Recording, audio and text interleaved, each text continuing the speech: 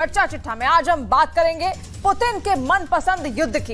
एक ऐसा युद्ध जिसके लिए नेटो के 1 लाख सैनिक पोलैंड आने को तैयार हैं और नेटो सैनिकों के इस मूवमेंट के प्लान पर नेटो ने भी अपनी हामी भर दी है। तो सवाल है कि क्या यूक्रेन के साथ साथ पुतिन पोलैंड से भी युद्ध करने जा रहे हैं?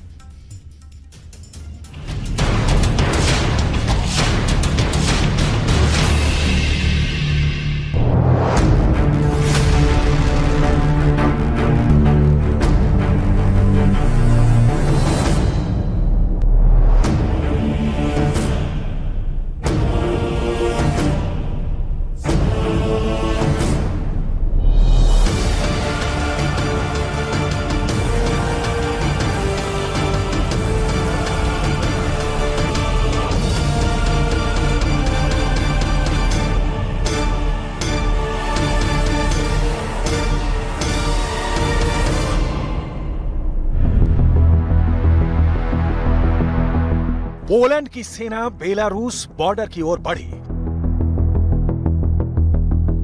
बेलारूस से लोहा लेने के लिए अड़ी। दुनिया दूसरे युद्ध से डरी।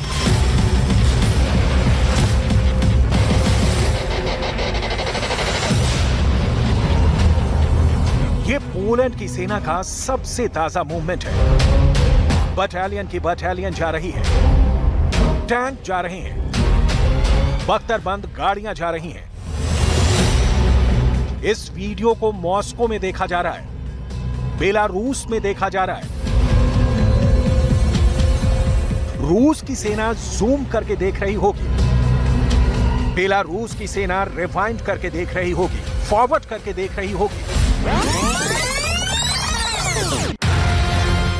वैगनर के लड़ाके इस वीडियो का फ्रेम दर फ्रेम पड़ताल कर रहे होंगे। पश्चिमी मीडिया के मुताबिक वैगनर ग्रुप से बढ़ते खतरे को देखते हुए पोलैंड ने बेलारूस से लगी सीमा पर सेना की तैनाती तो बढ़ा ही रही है। अगर युद्ध की नौबत आ गई तो नाटो के 1 लाख सैनिक पोलैंड में लैंड कर जाएंगे। पोलैंड के राष्ट्रपति ने दावा किया है कि 1 लाख नाटो सैनिकों के इस मूवमेंट के प्लान पर नाटो ने अपनी मोहर भी लगा दी है। 1 लाख नाटो सैनिकों का पोलैंड आना युद्ध के लिहाज से बहुत बड़ा संकेत है, बहुत विस्फोटक प्लान है, क्योंकि इस प्लान के तहत नाटो की 1 लाख सेना पोलैंड में दाखिल हो जाएगी। नाटो के फाइटर जेट पोलैंड आएंगे, नाटो के घातक टैंक पोलैंड पहुंचेंगे, नाटो के बख्तरबंद गाड़ियां पोलैंड आएंगी, नाटो की स्पेशल फोर्स पोलैंड में होगी। पोलैंड की सबसे बड़ी टेंशन इस वक्त बेलारूस बना हुआ है, क्योंकि पोलैंड के पड़ोसी देश बेलारूस में रूस की कई खतरनाक मिसाइलें तैनात हैं। रूस के परमाणु बम भी अब बेलारूस में लग गए हैं। इसी वजह से पोलैंड को डर है कि यूक्रेन की मदद करने पर पुतिन आज नहीं तो कल उस पर भी हमला कर सकते हैं, क्योंकि अमेरिका और ब्रिटेन के बाद पोलैंड ही यूक्रेन का सबसे बड़ा मददगार देश है। पोलैंड पश्चिमी देशों और यूक्रेन के बीच सबसे अहम कड़ी है। पोलैंड में अभी करीब 10,000 नाटो सैनिक तैनात हैं, जिनमें से अधिकांश अमेरिका की फोर्स है। इसके अलावा युद्ध होने पर 1 लाख और नाटो सैनिक पोलैंड आ जाएंगे। इसके साथ ही साथ नाटो शिखर सम्मेलन में पोलैंड में हथियारों के गोदाम बनाने का फैसला किया गया है। वजह साफ है, पोलैंड सीमा यूक्रेन से लगी हुई है और अमेरिका समेत पश्चिमी देशों से यूक्रेन को मिलने वाली मिलिट्री मदद का रास्ता भी पोलैंड से ही होकर जाता है।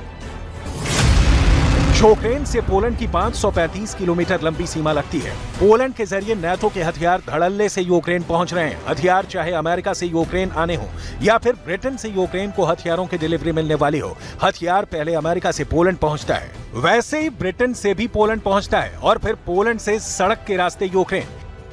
इस बीच बेलारूस में वैगनर ग्रुप के लड़ाकों के पहुंचने से पोलैंड की हालत और खराब हो गई है। पश्चिमी मीडिया ने दावा किया कि पोलैंड इस बात से खौफ में है कि वैगनर लड़ाके कभी भी उसकी सीमा में घुस सकते हैं। इसी वजह से पोलैंड ने बेलारूस से लगी सीमा पर हथियार समेत सेना की तैनाती बढ़ा रहा है।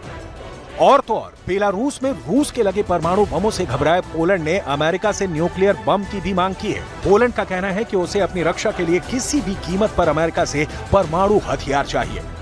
और उसकी घबराहट का अंदाजा इसी बात से लगाया जा सकता है कि पोलैंड के प्रधानमंत्री मार्टोज मोराविएकी ने साफ साफ शब्दों में पोलैंड में परमाणु हथियारों के लगाने की बात कही है।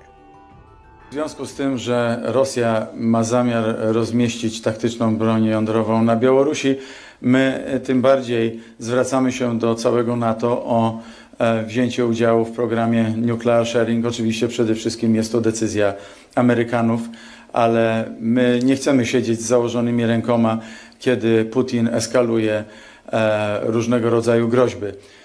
Ostateczna decyzja będzie zależała oczywiście od naszych partnerów amerykańskich, partnerów natowskich. My deklarujemy naszą wolę szybkiego działania w tym zakresie.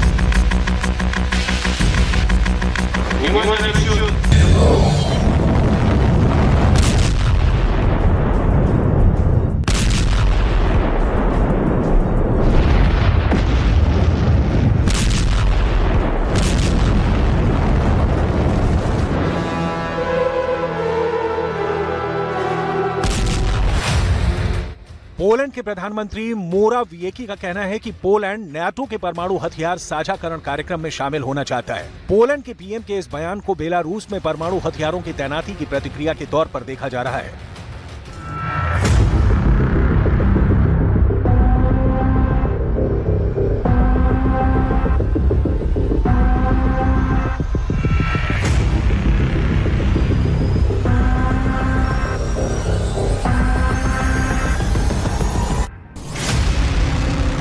अगर ऐसा हुआ तो यूरोप में परमाणु युद्ध का एक ऐसा न्यूक्लियर वॉर फ्रंट बन जाएगा। एक तरफ बेलारूस में पहले से ही रूस ने परमाणु हथियार लगा दिए हैं, वहीं दूसरी ओर बेलारूस के पड़ोसी पोलैंड में अमेरिका परमाणु बम लगा देगा। अमेरिका और रूस के परमाणु बम आमने सामने आ जाएंगे।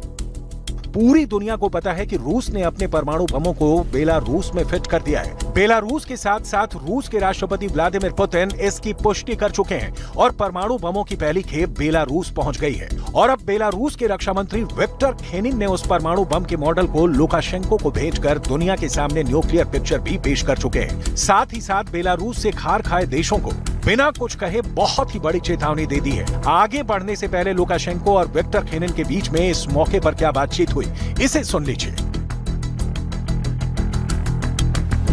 Это старое. Так точно. Современное по-другому смотрится. Я потом расскажу точку зрения, как они чем отличаются и выглядят. Это уже, ну вот, чтобы символично было, что это у нас все. Копия, да? Это копия первой самой ядерной бомбы, которая была изобретена в Советском Союзе. Пусть наши враги не думают, что мы тут символизмом занимаемся или уж очень радуемся по поводу ядерного оружия. Это просто символически. Это символически. बेलारूस में राष्ट्रपति अलेक्जेंडर लुकाशेंको के ऑफिस से इस वीडियो के सामने आने के बाद दुनिया में बढ़ गया है परमाणु फीवर। नाटो कैंप में फैल गया है न्यूक्लियर फियर। यही वजह है कि पोलैंड ने परमाणु बम की डिमांड के अलावा अमेरिका ही नहीं, दूसरे देशों से भी घातक हथियार खरीदने में जुटा है। पोलैंड के राष्ट्रपति अंद्रेज डूडा पहले ही ये बयान दे चुके हैं कि उनके देश को अपनी जमीन पर अमेरिका के परमाणु बम को तैनात करने में कोई दिक्कत नहीं है। वो अमेरिका के परमाणु हथियारों की मेजबानी के लिए बातचीत कर रहा है। पोलैंड के राष्ट्रपति अंद्रेज डूडा ये बयान दे चुके हैं। हमने अमेरिका के नेताओं के साथ इस बारे में बात की है कि क्या अमेरिका इस तरह की संभावना पर विचार कर रहा है। मुद्दा खोला है।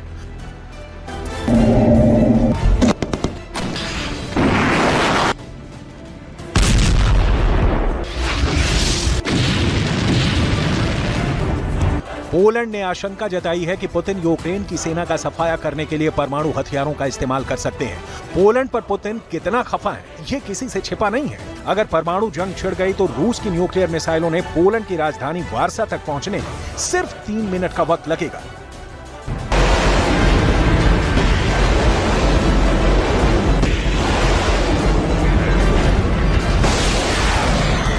अगर पोलैंड की मांग मानते हुए अमेरिका वहां परमाणु बम लगाने की हरी झंडी दिखा देता है तो पोलैंड यूरोप में 6वां ऐसा देश होगा जहां अमेरिका के परमाणु बम लगे होंगे। फेडरेशन ऑफ अमेरिकन साइंटिस्ट के अनुमान के मुताबिक यूरोप में फिलहाल 5 देशों में अमेरिका के करीब 100 परमाणु बम मौजूद हैं। बेल्जियम के क्लेन ब्रोकेल एयरबेस पर 15 परमाणु बम रखे गए हैं, जिन्हें लॉन्च करने के लिए F-16 एयरक्राफ्ट तैनात हैं। जर्मनी के बुचेल एयरबेस पर 15 परमाणु बम हैं और हमला करने के लिए PA-200 टॉर्नेडो एयरक्राफ्ट की तैनाती है। इटली के एवियानो एयरबेस पर अमेरिका ने 20 परमाणु बम लगा रखे हैं। हमले के लिए F-16 एयरक्राफ्ट तैनात है। वहीं इटली के घेड़ी एयरबेस पर अमेरिका ने 15 परमाणु बम लगा रखे हैं। हमले के लिए PA-200 टॉर्नेडो मौजूद है। नीदरलैंड के वोल्केल एयरबेस पर 15 परमाणु बम लगा रखे हैं और हमले के लिए F-16 एयरक्राफ्ट तैनात हैं। वहीं तुर्की में एनसरलिक एयरबेस पर 20 परमाणु बम होने का अनुमान लगाया गया है। पश्चिमी मीडिया में ऐसा दावा किया गया है कि रूस की वैगनर आर्मी अपने घर में नाकाम बगावत के बाद बेलारूस में एक नया और बहुत बड़ा बेस बना रही है। वैगनर लड़ाकों के बेलारूस पहुंचने की खबरों के बीच पोलैंड ने अपने बॉर्डर की सुरक्षा बढ़ा दी है, क्योंकि पुतिन से बगावत कर चुके येवगेनी प्रिगोजिन आगे क्या कर सकते हैं, इसका अंदाजा भी नहीं लगाया जा सकता।